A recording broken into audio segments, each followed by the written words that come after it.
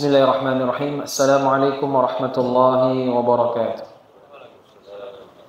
Alhamdulillahi rabbil alamin wa bihi nasta'in ala umuri dunya waddin. Asyhadu an la ilaha illallah wahdahu la syarika lah wa asyhadu anna Muhammadan abduhu wa rasuluhu la nabiyya wa la rasula ba'da, amma ba'd. Jamaah salat zuhur yang dimuliakan Allah Subhanahu wa taala, kembali kita bersyukur kepada Allah atas segala limpahan nikmat yang Allah berikan. Begitu banyak nikmat yang Allah berikan, pada hakikatnya tidak pula seberapa ujian yang Allah berikan.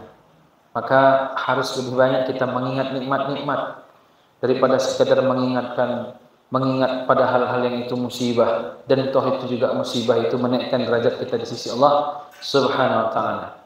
Salawat dan salam semoga tercurah kepada Nabi kita Nabi Muhammad sallallahu alaihi wasallam. Bapak Ibu jemaah yang dimuliakan, ada seorang sahabat bertanya kepada Nabi sallallahu alaihi wasallam, "Ya Rasulullah, ayat doa asma." Ya Rasul, kapan doa itu betul-betul Allah dengar ketika kita ucapkan doa tadi, ketika kita meminta kepada Allah? Kata Nabi, "Fi jawfil lail akhir wa dubiris salawatil maktubat." Yaitu ketika di akhir malam dan ketika di akhir salat 5 waktu. Jadi doa yang betul-betul Allah dengar Bapak Ibu, mustajab, yaitu ketika akhir malam. Akhir malam itu ya jam 2:30, jam 2, atau dalam hadis lain sepertiga malam terakhir. Ketika Bapak Ibu sholat maupun tidak sholat, asal bangun di akhir malam, maka ketika Bapak Ibu berdoa, maka Allah mesti dengar. Sebagian kita banyak yang bangun kemudian ke belakang, habis itu tidur lagi. Ada juga yang bangun memang untuk qiyamul lail, sholat, lalu dia berdoa. Ini luar biasa dahsyatnya.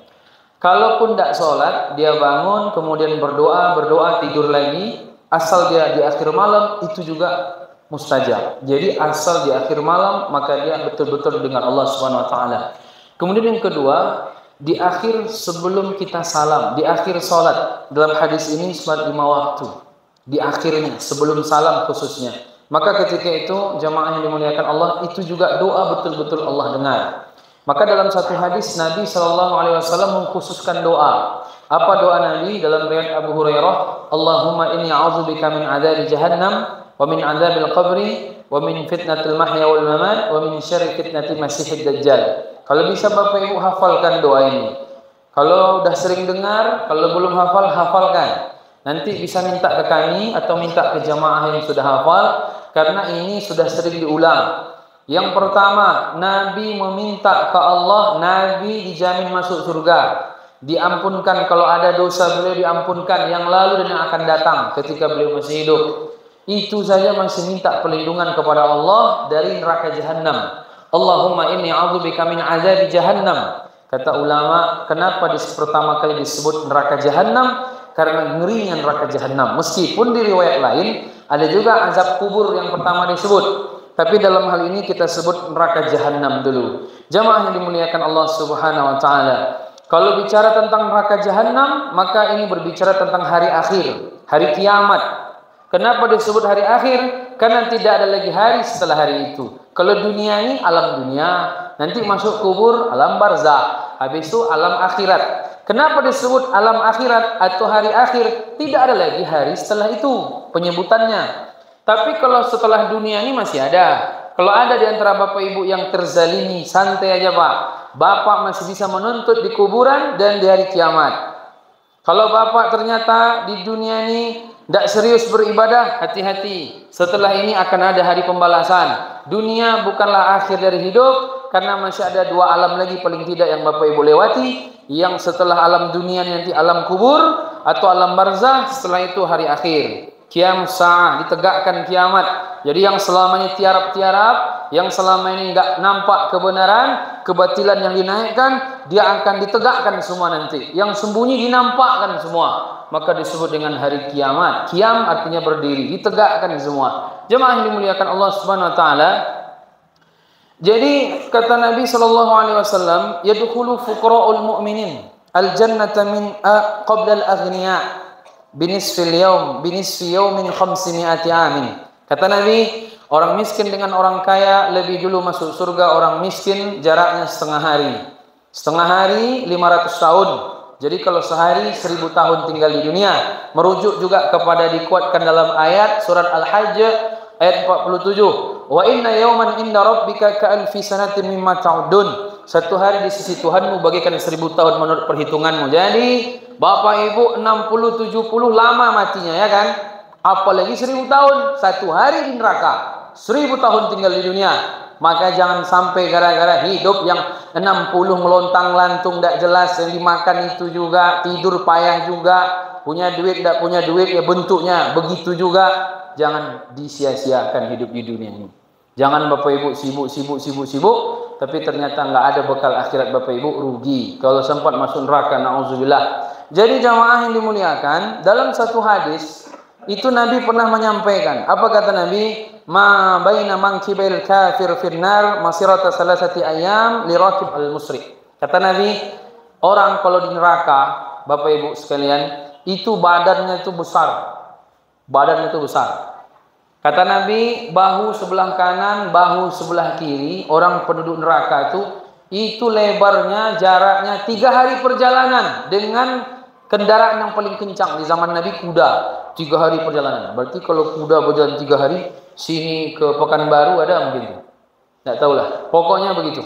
Lebar badannya ini. Dalam hadis yang lain Nabi SAW bahwa orang kalau dia jadi ahli neraka, masuk neraka jahanam, badannya membesar kata Nabi SAW ketika masuk api neraka dari hatta yakunat daras min adrasi ka Uhud, sampailah gigi geraham dia itu membesar sebagaimana sebesar gunung Uhud. Nah begitu. Gunung Uhud tuh ya mirip-mirip dikit lah dengan gunung-gunung ke tempat kita ini. Giginya aja tuh. Bagaimana yang lain-lainnya. Maka jamaah yang dimuliakan Allah tidak bisa main-main. Dalam satu hadis pernah diceritakan, Nabi lagi duduk dengan para sahabat menyampaikan tausiah, nasihat-nasihat, tiba-tiba terdengar suara dentuman, begitu. Kata Nabi SAW, tadruna ma hadza? Tahukah kalian suara apa tadi itu? Kata para sahabat, Allah wa rasuluhu a'lam. Allah wa rasuluhu a'lam. Allah dan Rasul yang tahu. Waktu itu Rasul masih hidup, maka Rasul disebut. Zaman sekarang Rasul sudah meninggal, sudah wafat. Allahu a'lam aja kita sebut lagi kan? Tidak ada Allah wa rasuluhu a'lam. Tinggallah hanya disebut Allahu a'lam. Meskipun nanti ulama beda pendapat, tetap boleh juga disebut Rasul. Tapi karena Rasul sudah wafat, maka Allah aja kita sebut Allah wa rasuluhu a'lam. Kalau Allah kan tidak pernah mati, hayyun la yamut. Allah selalu hidup, tidak pernah mati. Kalau Nabi Muhammad manusia biasa, dia makan, dia minum, dia sakit, dia ngantuk. Tapi beliau Rasul. Nah itu aja. Adapun Allah Tuhan kita. Jadi jamaah yang dimuliakan, hayyun la yamut, selalu hidup dan tidak pernah mati. Jadi jamaah yang dimuliakan Allah Subhanahu wa taala, kata Nabi sallallahu alaihi wasallam, hadza hajarun rumya bihi fitnar mundu 70 kharifa. Suara barusan tadi itu adalah suara batu yang dijatuhkan dari atas neraka jahanam 70.000 tahun lalu baru sampai ke bawahnya. Jadi jamaah yang dimuliakan Allah Subhanahu wa taala, ini mesti kita akan mati semua, dan semua Bapak Ibu kawannya kan udah banyak mati dan belum ada yang balik satupun, dan nanti Bapak Ibu nyusul yang ada, dan Bapak Ibu nanti bagaimananya terserah Bapak Ibu amalan masing-masing. Jadi disitulah Nabi minta perlindungan kepada azab neraka jahanam. Di situ pula dalam satu hadis kata Nabi bahwa neraka jahanam ini tali kekang, pemegangnya ada 70.000. Setiap satu dari 70.000 ada 70.000 malaikat. Berarti 4,9 miliar 70.000 jumlah malaikat yang memegang tali kekang dari neraka jahanam. Luar biasa. Jadi itu yang pertama. Yang kedua, Allahumma inni a'udzubika min azabi jahannam wa min azabil qabri. Ya Allah, aku minta perlindungan kepadamu dari azab kubur. Azab kubur ini ada. Sebagian orang ada yang menentang azab kubur. Di antaranya Mu'tazilah, kelompok sesat. Tapi akidah Ahlussunnah wal Jamaah, kita memahami bahwa azab kubur itu ada. Sebagaimana Allah katakan dalam Al-Quran surah Al-Mu'min ayat 45 atau 46. Apa Allah katakan Bapak Ibu Jamaah? Wa haqa bi ali fir'auna su'ul azab. Fir'aun dan para pengikutnya dikepung dengan azab. Lalu an-naru yu'raduna 'alaiha ghudwa wa 'ashiyya wa yawma taqumus sa'atu adkhilu ala fir'auna ashaddal 'azab. Kata Allah Subhanahu wa taala, setiap pagi dan sore hari Fir'aun ini dinampakkan kepada dia, dirasakan kepada dia azab neraka pagi sore. Sekarang di kuburan, dia memang enggak ada kuburnya, dia di museum sana di Mesir. Tapi dia sudah masuk alam barzah, dan pagi sore dihibur dia dengan neraka jahanam pagi sore. Ketika kiamat datang, maka dibilang oleh Allah, kumpulkan orang-orang Fir'aun ini, kawan-kawannya semua, masukkan mereka ke dalam azab yang pedih. Saya baca dalam tafsir. Sekarang ini kan kitab nih banyak di HP, Bapak Ibu. Ada Al-Ba'is fil Quran, nama aplikasinya tuh tafsir-tafsir. Begini-begini ini kan buku, bagus, hebat, mantap. Tapi meringankan kita buka tafsir di aplikasi. Ada nama aplikasinya Al-Ba'is fil Quran. Bagi ustadz-ustadz, Bapak Ibu yang bisa baca kitab, bagus juga tuh. Al-Bahis Al-Qurani, mohon maaf. Al-Bahis Al-Qurani.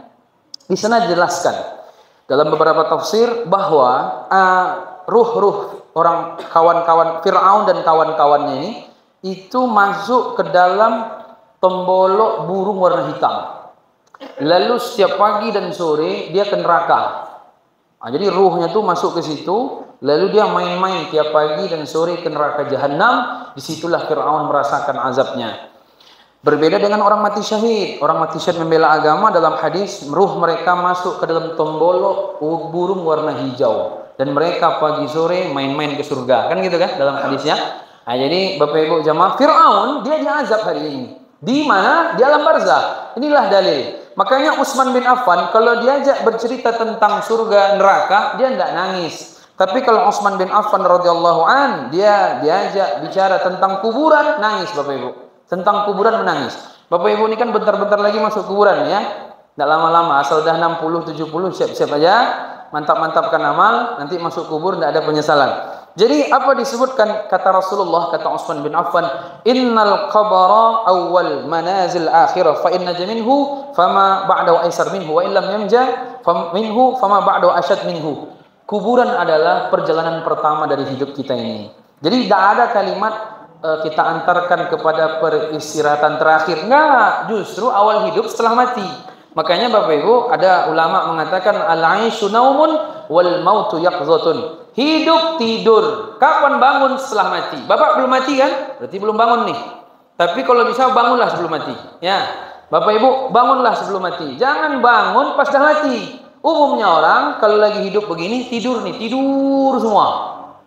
Bukan maksud saya pengajian tidur. Memang kita nih tidur, terbawa dengan dunia ini. Kalau udah mati Bapak Ibu, bangun nih semua nanti. Tapi kalau bisa bangunlah sebelum mati ya. Sebagaimana bangunnya kita hari ini.